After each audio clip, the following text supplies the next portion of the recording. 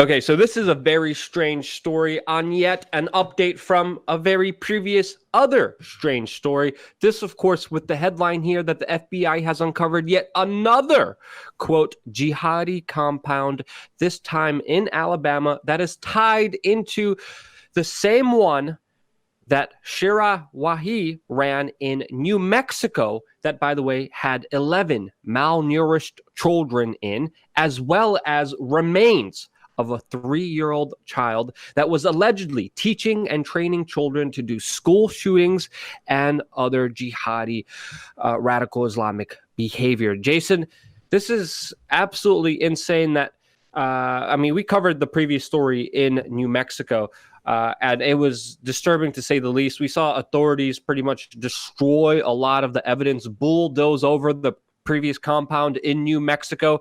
We knew that the FBI was very tight-lipped about this specific case, and I believe there's a lot of important questions to ask here, since previously before the FBI has manufactured its own terrorism plots. But holy cow, now there's another center in Alabama. That's a long ways away from New Mexico, Jason. Yeah, and remember, they were coming in from Atlanta, Georgia. And I mean Siraj Wahaj, who is the main person that they're connecting all of this to. We did a little mini documentary back in August of 2018, a little less than a year ago. You guys can check it out if you want all the details. But yeah, this one is extremely bizarre. And if you look at this new encampment, it does not look as sophisticated as the previous one. This is the old one right here. There was so much evidence. There were tunnels. Eventually, they found a dead body there that was Wahaj's child. What made the case even more bizarre, Luke, was the fact that, wait a minute, they let everybody go. They let everybody go at first, and then they recharged them. And it seemed like recharged some of them, not all of them. Three out of the 5. Not all of them. And if you look now, this right here, this is the new makeshift compound. I'd like to see what's on it. It does look like a shooting range. You see a board here. But we also have to remember another oddity in this case, Luke, was that every single firearm was legal. You did have one of the guys at the shooting range saying he'd never seen a person take so many classes as quickly as Wahaj, tipping people off.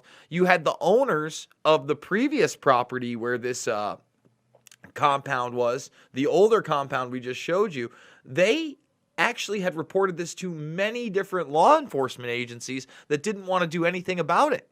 They own the property. Wahaj's partner, I guess, the one other male, Morton, his last name is Morton, he actually owned it. And what's really interesting about that is Wahaj doesn't own any of these properties. So this new Alabama property, Luke, is also owned by somebody else.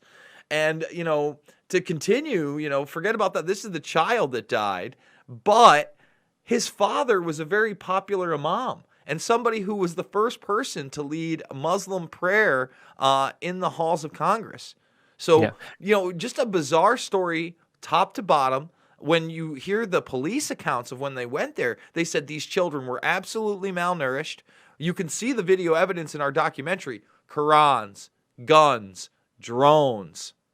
Well, the way everything was uncovered here was specifically because of a young daughter reaching out for help because she said that she was starving. She reached out to another imam in Atlanta, and it was this imam in Atlanta that called the authorities, and that's why they showed up on the scene, and they found 11 malnourished children, tunnels, drones, armor, guns. This is where a lot of the allegations are going, that this was a kind of school shooting, jihadi kind of facility. Where has, Jason, those specific allegations, were they just trumped up by the authorities or the media? I'm trying to look for a specific reference here because it matters here. But again, this is the imam we're talking about. This is Wahaj's father. So his own father is the one that contacted the FBI authorities when he was contacted about the food and the location. And that supposedly is when action was finally taken.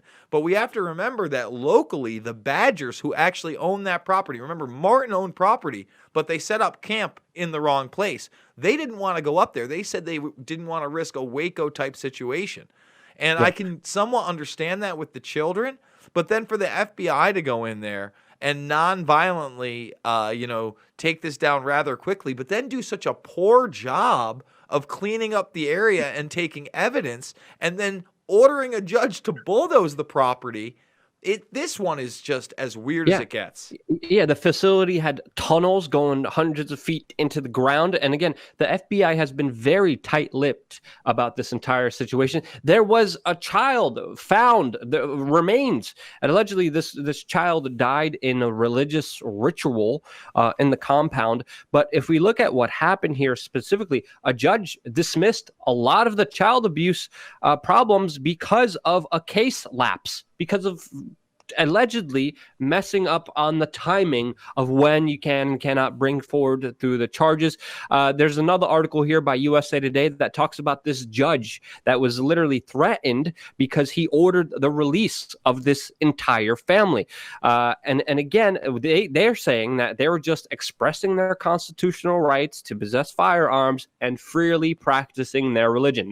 That was what the family was officially saying, and they were, released. And everyone was shocked about this. The FBI did decide to rearrest a lot of these individuals, 3 of them primarily here, forcing them charges. And I believe the legal proceedings are still underway, but we're going to find out what's going to be happening here, because obviously we're keeping a close eye on it. And it should make people have even more questions surrounding all of this, that now in Alabama, there's another training facility linked to these same individuals. Like, how powerful and interconnected were these individuals, and what were they really up to? And again, the main talking points here: school shooting, terrorist attacks, training facility.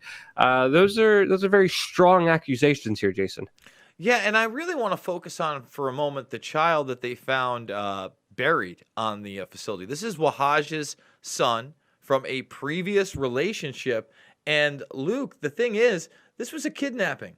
He was missing. People knew about this child being kidnapped. The authorities knew, and that was part of the Badgers when they called. They weren't just upset that these people were on their property and they couldn't do anything about it and they wouldn't get off. They were upset that the boy had been seen there, and they went to authorities and said, "Hey, isn't this a kidnapping victim?" Think about the mother in Atlanta. I've never heard her story in the media, but they refused to go in there.